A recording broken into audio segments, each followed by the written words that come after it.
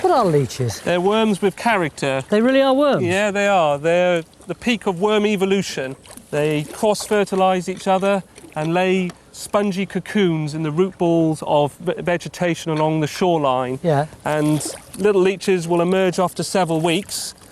And as they get more and more blood meals over a season, they will get bigger and bigger, but also move on to bigger prey items. Do we use leeches in medicine today? Well, let's say if you chopped your finger off, you'd take your finger to the hospital and have it sewn back on. Yeah. But then what you would have is a leech popped on the end of your finger, which then would have drawn the blood up to the tip of your finger.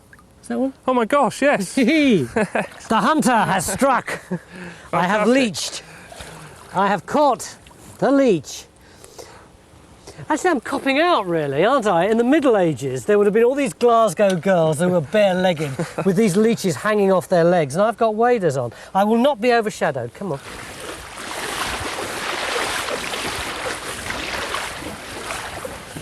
Is it going to hurt? No, it won't. It'll leave a permanent Y-shaped scar on your leg. How big? Oh, only the size of the mouth. Here we go. Oh no, he doesn't like me.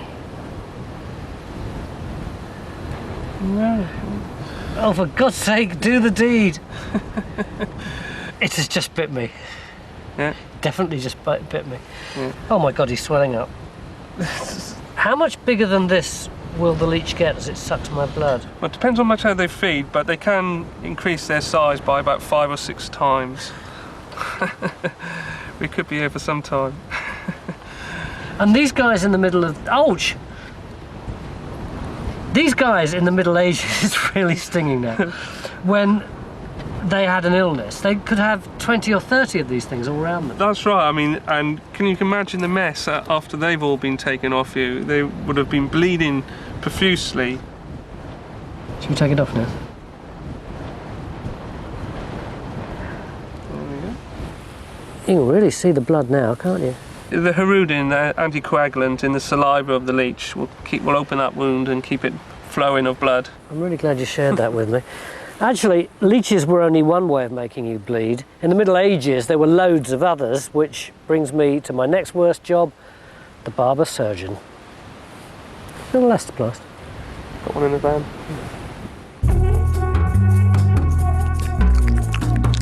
Being a barber was a very gruesome way to earn a living. In the Middle Ages, barbers were qualified to use a range of razors, knives and scalpels. Haircuts went hand in hand with amputation and bloodletting.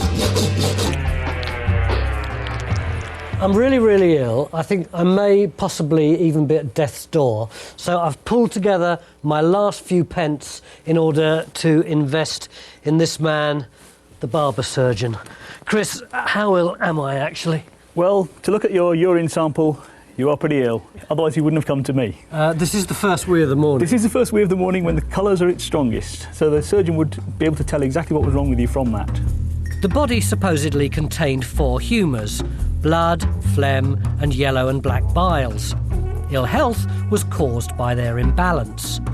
To diagnose a patient, you compared their urine with charts by sight, smell, and... Oh, God. You don't need to taste anymore, you really don't. Right. I would say that you're normally a choleric person, but at the moment it's got a bit darker, so you've got an excess of melancholy in your body. So you've been a bit down lately, you've been depressed. Yeah, just a and bit. that's been affecting your health. Bristol City aren't winning often enough. Oh, well, I can't cure that. There's nobody down there, I don't think. Well, these are some fairly fierce-looking instruments.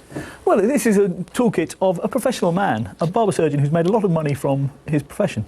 This is for bleeding, presumably. It is, yes. I know about bleeding. I got that scar yesterday from a leech. I could take a full pint or a pint and a half out of you and leave the same size scar with my phlegm. This is... What's the word again? Phlegm. Phlegm. It would take it from a point taken on a chart depending on your illness. Yeah. And what we do is place it on a vein, Yeah, ram it in, yeah, yeah. and you turn it around to the U-shaped tube at the back and insert it there to hold the wound open so it bleeds freely until the measured amount of blood is taken away. And then you just pull it out and close the wound. And you've taken out the right amount of blood, neatly, cleanly and surgically.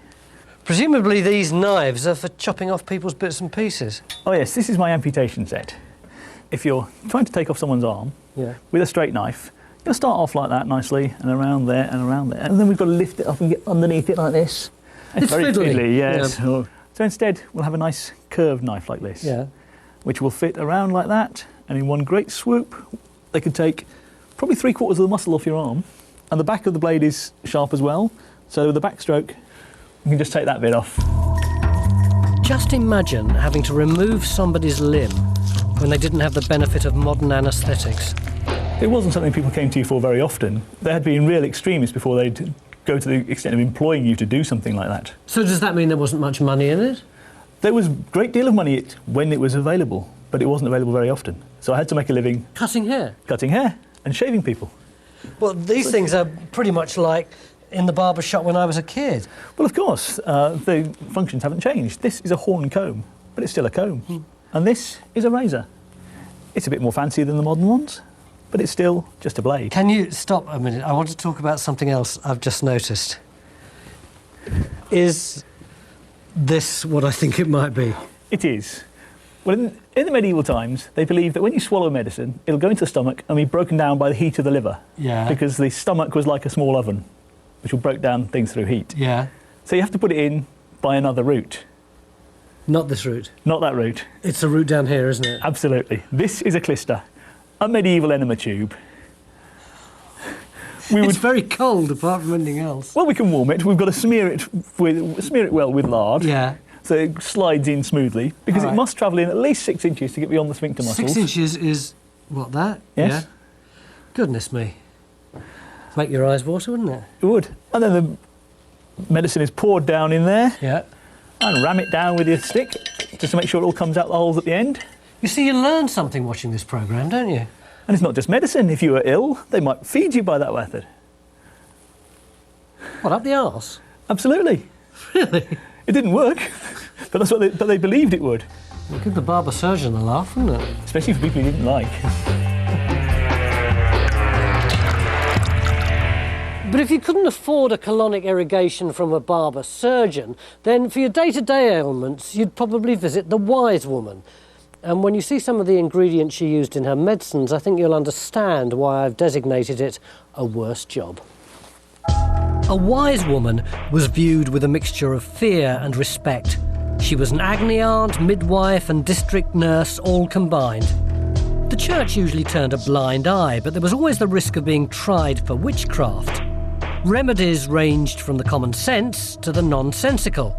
For instance, to cure warts, just take one eel. Oh, he's wiggling. Yep, it's alive.